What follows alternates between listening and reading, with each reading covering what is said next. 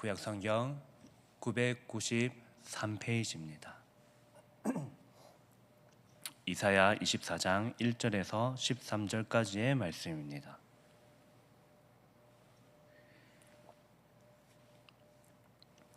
다 함께 합독하도록 하겠습니다.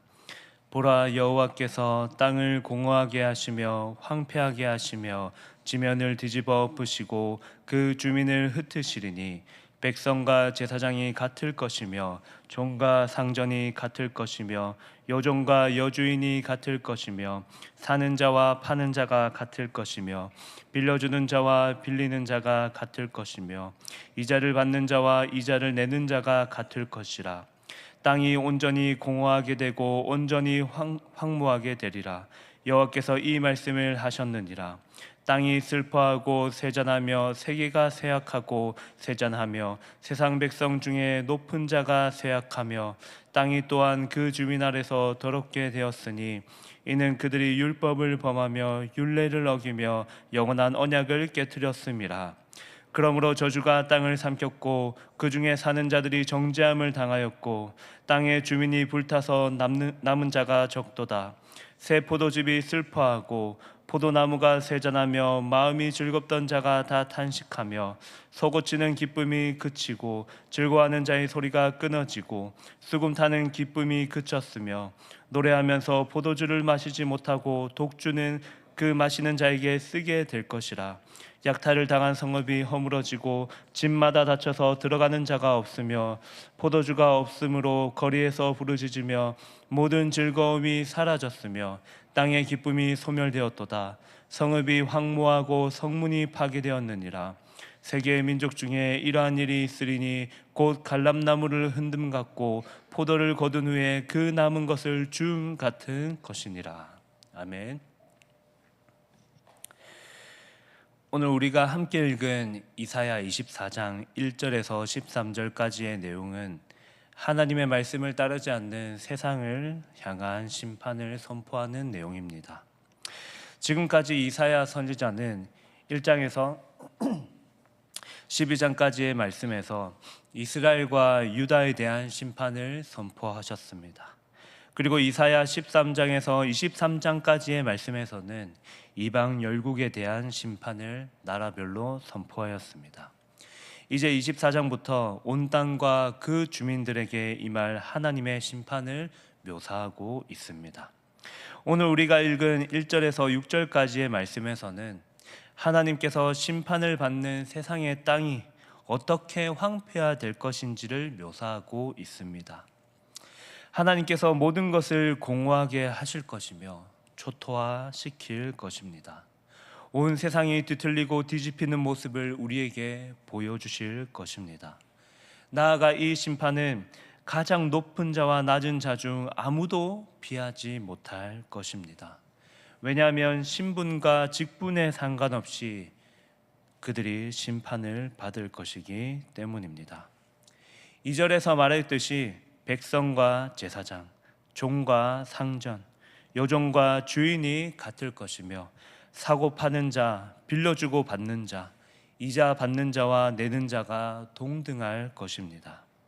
즉 이 심판의 결과는 사람들의 모든 일상이 뒤바뀌어서 평준화될 것이라는 이야기입니다. 심판은 그렇게 그들을 동일하게 만들 것이라는 이사야 선지자의 선포입니다. 여러분, 이사야 선지자는 이 심판을 두고 4절에서 땅이 슬퍼한다는 것으로 묘사하고 있습니다. 나아가 이 파멸에 대한 두 가지 이유를 함께 제시하고 있습니다. 첫 번째는 그 땅에 사는 주민들에 의하여 더럽게 되었기 때문입니다. 우리는 보통 그 주민들에 의하여 땅이 더러워졌다라는 이야기를 들을 때면 쓰레기를 버렸거나 혹은 땅이 더럽게 오염되었다라고 생각할 수도 있습니다. 그러나 성경은 전혀 다른 관점으로 이 땅이 더럽게 되었다는 사실을 해석하고 있습니다. 성경은 오히려 그들의 죄로 인하여서 이 땅이 더럽게 되었음을 그들에게 선포하였습니다. 그들의 죄를 오염의 주범으로 보고 있습니다. 그들이 저지른 살인과 간음과 우상 숭배로 인하여서 땅이 더러워졌습니다. 그들의 죄는 사람과 물건과 환경을 부정케 하고 더럽게 만들었습니다. 두 번째는 사람들은 영원한 언약을 깨트렸습니다. 여러분, 이는 다른 언약이 아니라 노아의 언약을 가리킵니다. 이 언약은 기본적으로 창조의 언약으로 창조주와 피조물 간의 약속입니다. 창조주이신 하나님께서 피조물에게 풍성한 생명을 약속하시고, 그리고 피조물인 인간은 창조 질서를 따라 순종하며 살아야 하는 것이 노아의 언약이었습니다. 그러나 인간들이 죄를 범함으로 이 언약이 파괴되었습니다. 그들은 하나님께서 베풀어 주신 약속대로 창조의 질서를 지키며 따르지 않았습니다. 왜냐하면 그들은 폭력과 살인을 행함으로 세상의 질서를 깨트렸기 때문입니다. 위 두 가지 이유로 인하여서 이 언약의 저주가 실행되었습니다. 하나님께서 먼저 그 언약을 깨트리지 않으셨습니다. 그 땅의 주민들의 범죄로 인하여서 그들에게 언약의 저주가 선포되었습니다. 여러분, 하나님께서 신명기 28장에서 언약의 복과 저주를 선포하셨습니다. 그러므로 이미 그들에게 언약을 따르지 않는 사람들에게는 저주를 선포하시고, 이 언약을 신실하게 따르는 자들에게는 언약의 복이 임할 것을 이미 약속하셨습니다. 그럼에도 그들은 약속을 따르지 않았고 온전한 복을 누리지 못하였습니다. 그러므로 그들 가운데에 그 심판을 받으면서 그들 가운데 있는 자들은 극히 조금, 아주 조금 남아있을 것을 오늘 본문은 이야기하고 있습니다. 여러분, 이제 7절에서 13절의 말씀에서는 그들의 땅에 노래가 사라진 혼돈의 모습이 나타날 것을 선포하고 있습니다. 여러분, 이사야는 1절에서 6절까지의 말씀에서 땅이 슬퍼하는 것과 세계의 세잔함을 이제는 7절에서 새 포도즙이 슬퍼하는 것과 포도주의 세잔함으로 구체화하였습니다. 여러분, 이를 몇 가지로 살펴보면 다음과 같습니다. 먼저 새 포도즙이 슬퍼합니다. 땅이 저주를 받아서 포도나무가 말랐고 결과적으로 포도주가 없게 되었습니다. 즉, 이스라엘의 죽음을 포도 수확의 노래와 축제가 중단된 것으로 설명하고 있습니다. 두 번째, 8절에서 포도 수확이 없어지자 음악조차 사라졌습니다. 포도 수확기에 잔치를 열고 북치고 장구치며 흥겹던 축제가 이제는 사라져 버렸습니다. 모든 것이 우울하고 음침한 분위기가 조성될 뿐입니다. 그리고 세 번째 9절에서 이제 노래가 사라졌습니다. 포도주와 함께 즐기던 노래가 더 이상 들리지 않을 것입니다. 이제 마실 포도주를 만들 수 없으며 포도잔이 텅 비게 되었습니다. 그들에게 기쁨이 없고 독주를 마시며 쓰라린 마음이 생길 것입니다. 그 네 번째 10절에서 도시가 폐허가 되어 집마다 문이 닫히게 되었습니다. 이는 약탈당한 성읍의 모습을 가리킵니다. 그리고 다섯 번째 11절에서 한때 사람이 넘치던 찬란한 길거리가 텅 비게 되었습니다. 거리에는 웃음소리 대신 애곡과 어둠으로 가득 차게 되었습니다. 포도주가 상징하던 기쁨이 없어지며 포도농사의 실패로 슬픔만이 가득한 세상이 되었습니다. 그리고 12절에서 성 안에 남은 것이 하나도 없는 모습을 보여주고 있습니다. 성문에서 사람이 서로 교제하고 그리고 재판하던 모습이 사라졌습니다.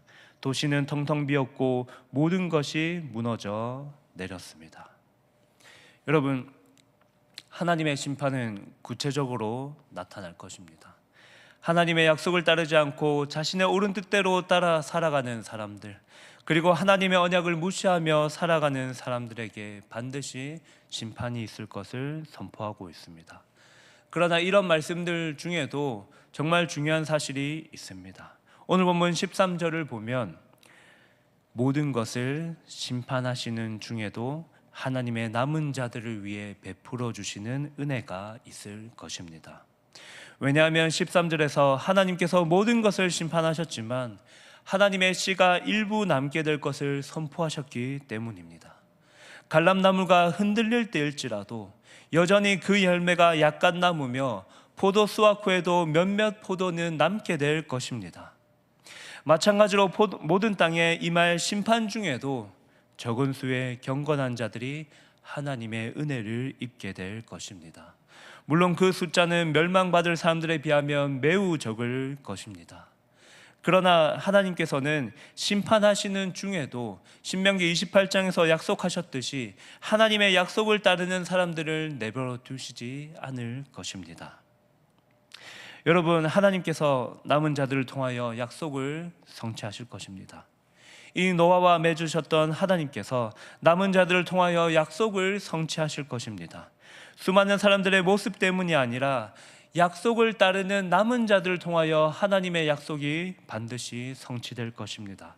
그리고 그들은 신약에 이르러 예수 그리스도를 통하여 언약의 완전한 성취이신 예수 그리스도를 보고 그분을 믿게 될 것입니다. 그러므로 진정한 언약의 복이신 예수 그리스도를 그들의 약속을 따랐던 복으로 받게 될 것입니다. 여러분, 이번 한 주간 하나님의 언약의 말씀을 따라 살아가시기를 바랍니다. 세상에 멸망받을 자들과 동일한 모습으로 살아가지 아니하고 세상의 빛과 소금의 모습으로 하나님의 언약을 따르며 신실한 백성으로 살아가시는 여러분들 되기를 소망합니다. 이제 말씀을 맺겠습니다. 세상의 죄악으로 인하여 하나님께서 선포하신 언약의 말씀이 깨트려진 것 같습니다. 그로 인하여 모든 땅에 더럽혀져서 이제 땅에서 소망을 찾을 수 없는 것처럼 보입니다. 주소할 때의 기쁨은 온데간데 없고 하나님의 심판으로 인해 애곡만 보이는 것 같습니다. 그러나 우리 하나님께서는 심판 중에도 남은 자들을 살려두십니다. 남은 자들을 통하여 하나님의 약속을 성취하여 가십니다. 그리고 그 약속의 성취는 우리의 삶에 복된 예수 그리스도이십니다. 그분을 따라 살아가기를 소망합니다. 그분의 말씀을 따라 그분을 따르는 삶이 되시기를 소망합니다. 그렇게 살아가시다가 또 함께 만나서 주일날 함께 선포될 말씀과 그리고 교제하며 또 함께 교회를 세워나가는 장원세강교회 성도 되기를 소망합니다. 다 함께 기도하겠습니다. 다 함께 기도하실 때에 오늘 함께 들은 말씀을 붙들고 기도하면 좋겠습니다. 오늘 말씀에서 하나님께서 언약을 지키지 않는 자들을 심판하십니다. 심판 때에 아무것도 남기지 않고 심판하실 것처럼 선포하셨습니다. 그러나 하나님께서는 심판하는 중에서도 남은 자들을 통하여 하나님의 약속을 성취해 나가실 것입니다.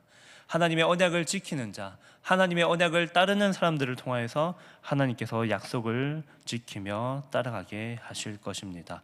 첫 번째로 기도하실 때에 세상의 죄악 가운데서도 하나님의 약속을 따르게 하여 주시옵소서. 그리고 하나님의 말씀을 따르며 이 세상에 남은 자로 살게 하여 주시옵소서. 그리고 두 번째로 기도하실 때에 담임 목사님의 영육간의 강건함을 더하게 해달라고 기도하시고, 그리고 세 번째로 기도하실 때에 다음 세대가 믿음으로 자라게 하시기를 또한 기도하시고, 그리고 잘 성경학교와 수련회를 잘 마칠 수 있도록 또 하나님께서 인도하셨는데 또 이들이 하나님의 믿음에서 또한 살아갈 수 있게 해달라고 그 다음 세대를 위해서 함께 기도해 주시기를 바랍니다. 또한 한우와 그리고 성도들의 가정과 나라와 민족과 선교사님들을 위해서 기도해 주시고, 그리고 복음병원과 고신대학교와 고려신학대학원 그리고 차별금지법과 평등법 등 악한 법들이 제정되지 않게 해달라고 우리 다 함께 기도하시겠습니다.